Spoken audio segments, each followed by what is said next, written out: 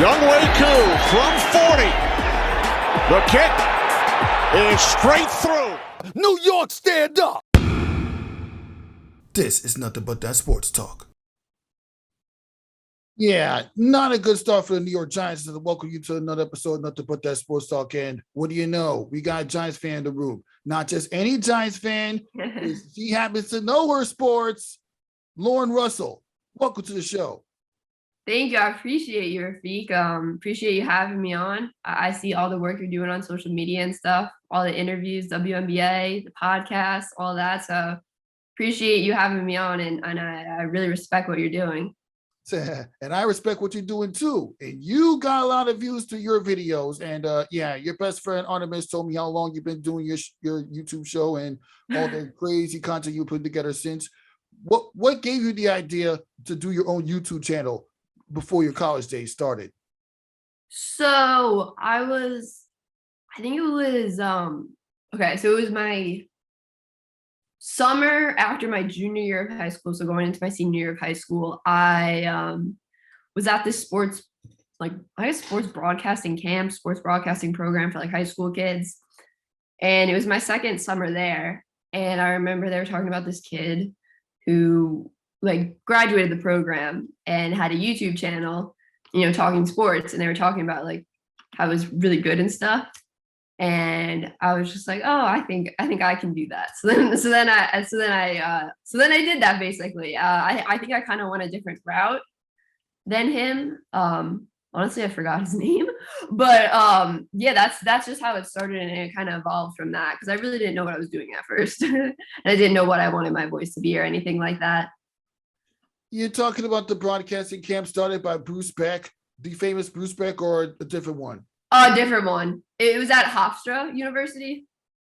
Yeah, I did hear about that camp. Artist did mention. That's where I met Artemis.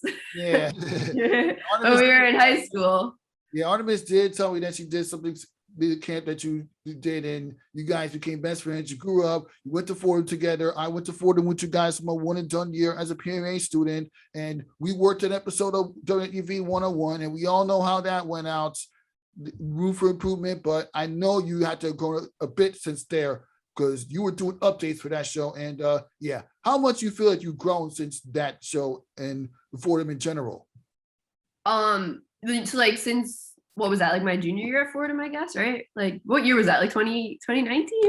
2019. Okay, 2019. Not yes, just that that was year, but throughout your days at Fordham in general, and since you started your YouTube channel.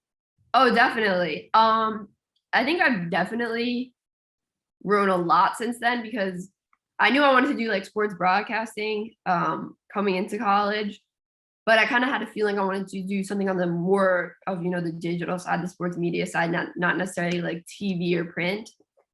And I just think I discovered that more and more as I went through college. I mean, FUV obviously gave me a lot of opportunities and a lot of just exposure to different types of sports media, different people working in the industry and all that. But I think I definitely found who I want to be in this sports media world as I went through college, as cliche as that sounds. But no, you definitely grow up in college in like all aspects of life. Wow, that you definitely learned a lot during your time there. What is your favorite sports team that you love doing beat reporting on? So when I was at Fordham, I did do beat reporting for the Liberty in the summer of 2019, which was really fun because that was my first time doing beat reporting, and I really didn't feel like I knew what I was doing at first. Like the first game there, I remember it was Memorial Day weekend, and I was taking the Metro North up there because that's when they played at Westchester, and the train actually like had to stop because there was like a fire on the tracks or something. So we were delayed for like an hour, and I was so nervous I was going to get there late and like get in trouble. And I was just nervous. I like never had done beat reporting before, never like interviewed a professional athlete before. And I think I grew a lot definitely that summer specifically. I just learned so much, met so many cool people. Just people I still talk to today who just like give me advice and stuff. And then that also led to another opportunity where I was doing beat reporting. I guess it's beat reporting. It wasn't through FUV. It was for the Sports Illustrated, the Knicks Maven site. So I was covering the Knicks that winter right before COVID. Like it had to stop because of COVID, but 2019, December 2019, like through that early winter of 2020, and that was just another really cool experience.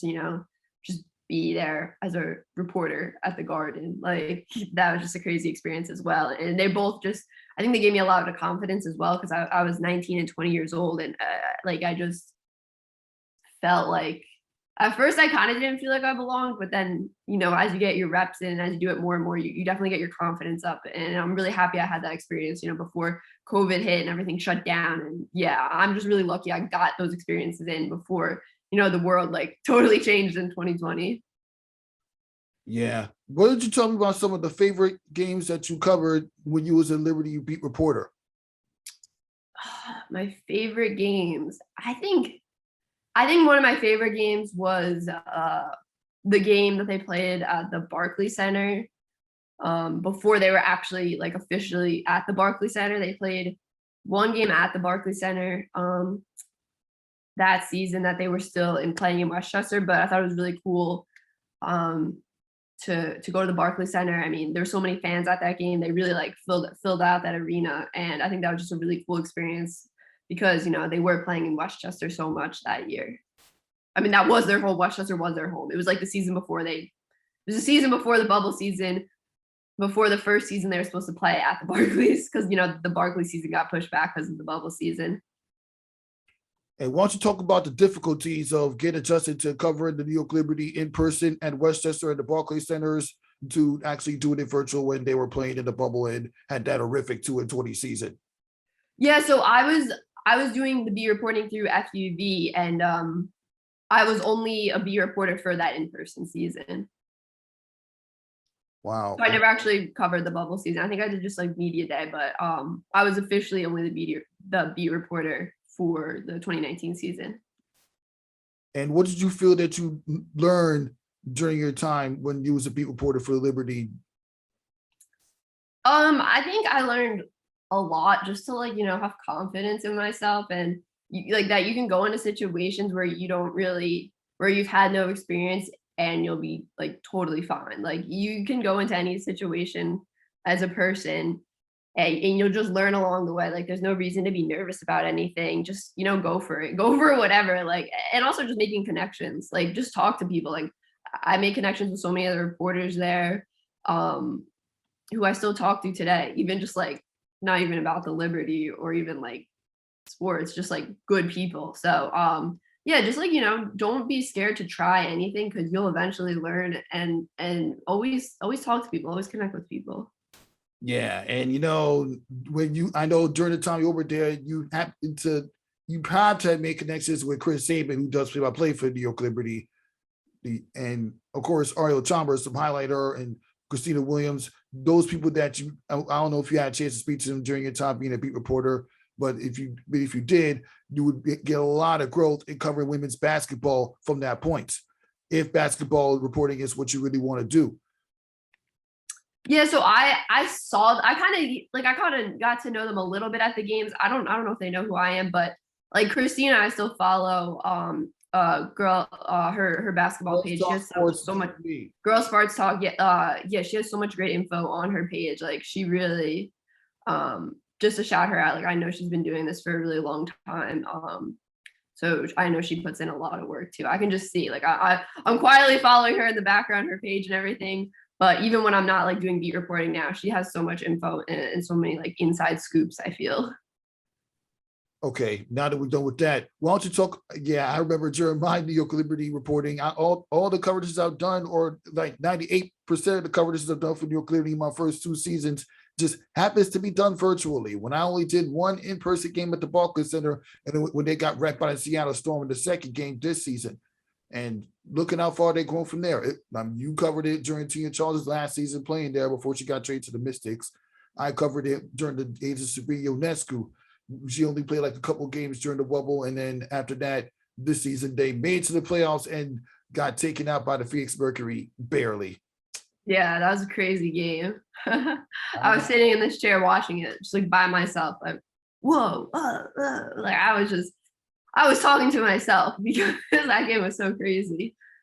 Yeah, watching New York Liberty, they were fun to watch this season. And up until, of course, the St. Wickham found that sent Brianna Turner to a line that made those free throws that ended the Liberty season literally. Okay, another topic I want to touch up on. Why don't you go with the process? Like, how you come up with the ideas to do YouTube videos for your YouTube channel, whether it's for the New York Giants or the New York Knicks or any other team?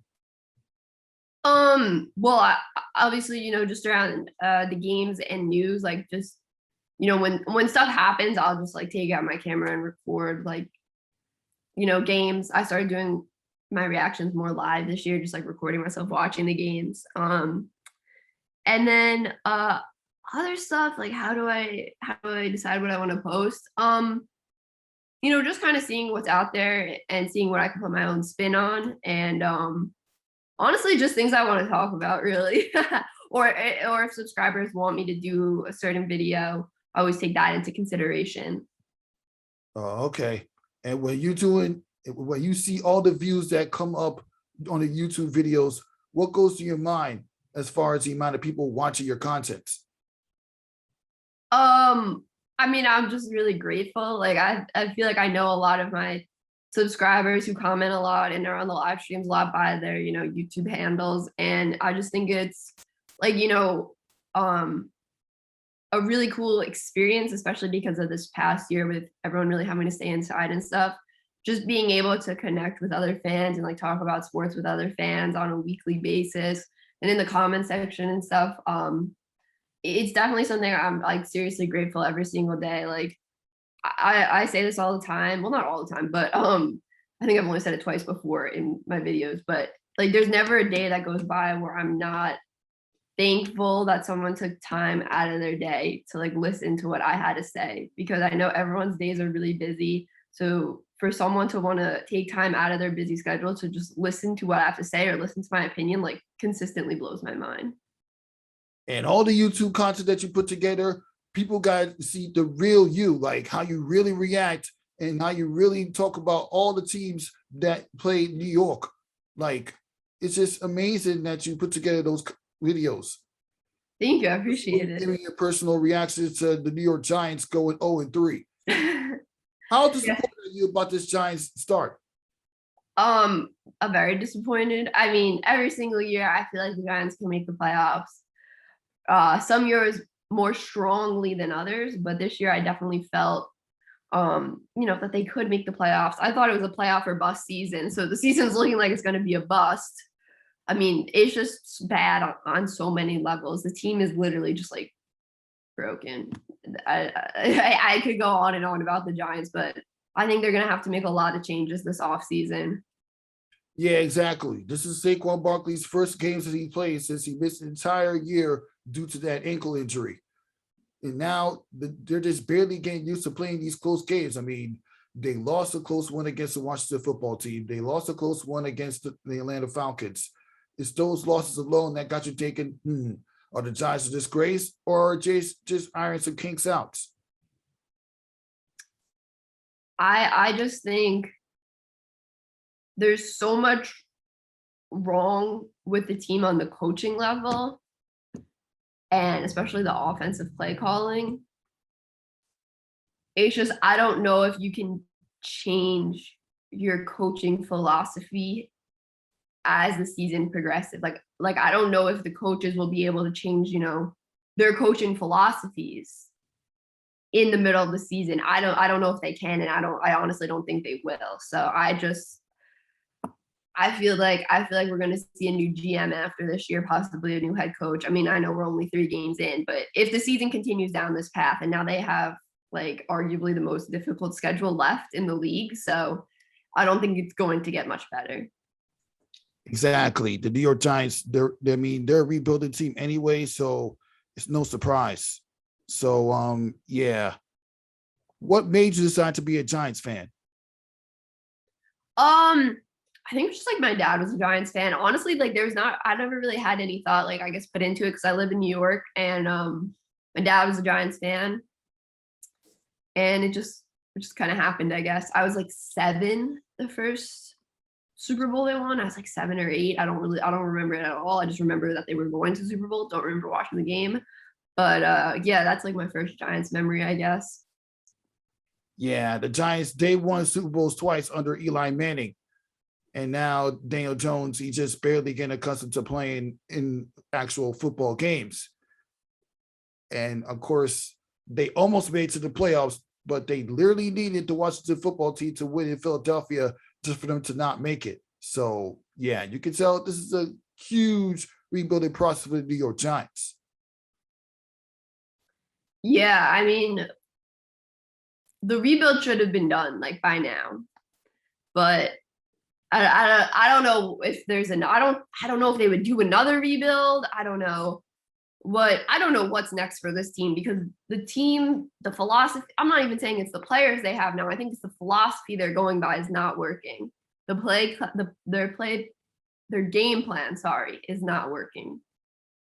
Yeah, this is the conflicting part. I mean, you can join the stats that Saquon Barkley puts up on the Russian offense, but the fact that you're playing on a team that can't win games all that much, that's just like, what's going on? Yeah. Okay, now on to another topic. I want to get your impressions on watching how the New York Knicks grew fast and made it back into the postseason last year. Yeah, I mean, it was awesome to see that Knicks team make the playoffs. Obviously, the playoffs didn't go how we wanted, but I think them just being back in the playoffs was just very exciting for people in New York, or Knicks fans in New York.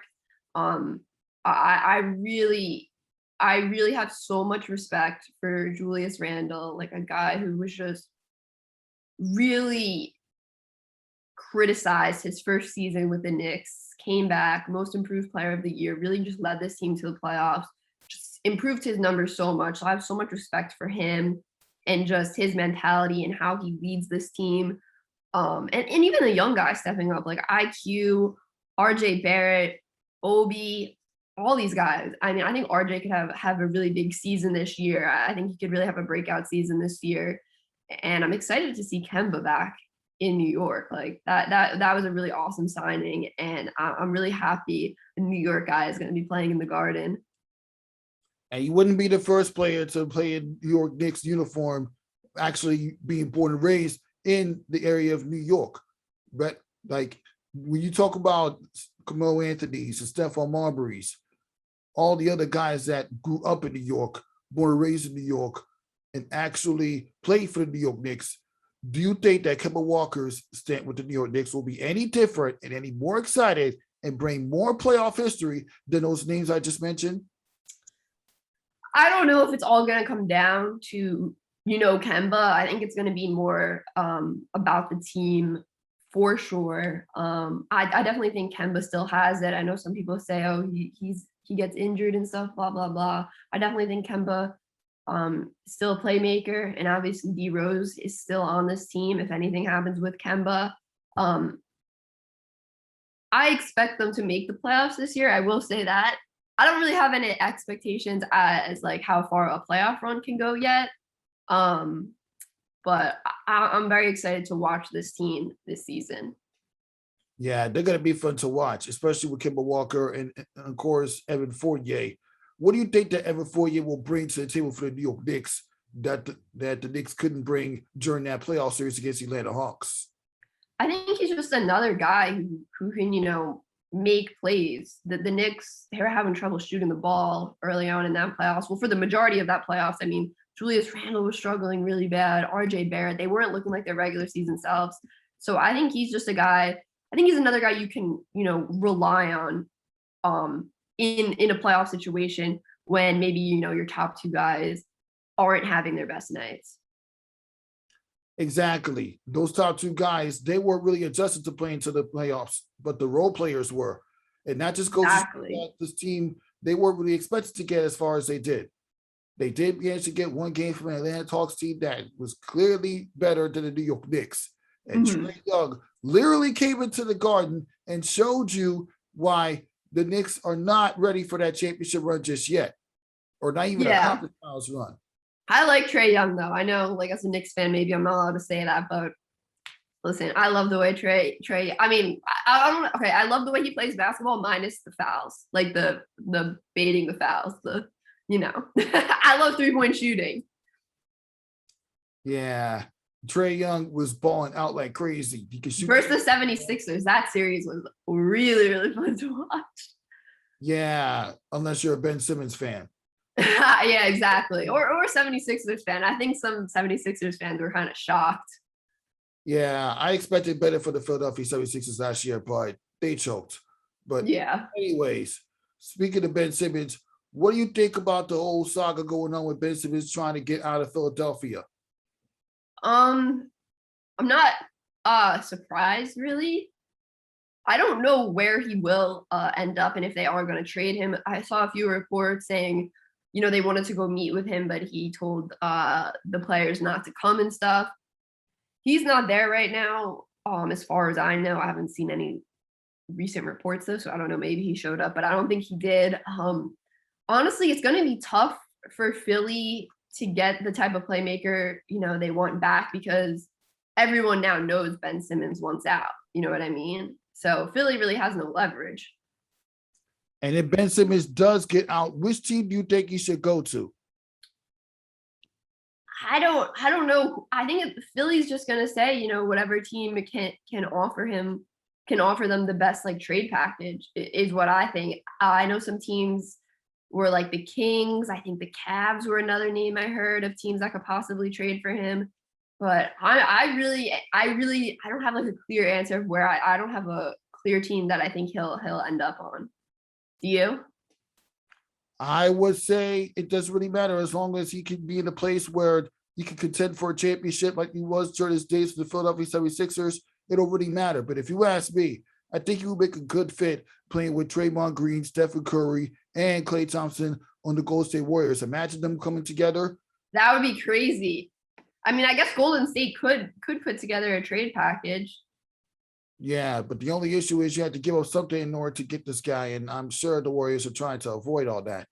Yeah, I do too. And I don't even know what their cap situation is like. So, yeah. Now, on to another topic. Do you see the New York Giants getting back to football winning this weekend? No. Simply no. And on to another set of picks. We're going to be making our picks for the upcoming NFL season. First off, tonight's game, Jaguars versus Bengals. I got the Bengals in that one for sure. Falcons or Washington football team? I'll go, I'll go with the Falcons in that one. Texans or Bills? Bills. Bears or Lions? Lions. Panthers or Cowboys? Cowboys. Look at me being unbiased there. Yeah. Dolphins or Colts? Let's give the Colts their first win of the season. Browns or Vikings? I feel like this one could be sneaky close. I feel like this can be who's at home this game? The Vikings. Ooh. Okay. I'm gonna go with the Browns for now, but I have a feeling that the Vikings could possibly win that game. But I'm gonna go with the Browns. Tennessee Titans or New York Jets? Titans. Eagles or Chiefs? Chiefs. Cardinals or Rams? Rams. Seattle Seahawks or San Francisco 49ers? 49ers. Broncos or Ravens?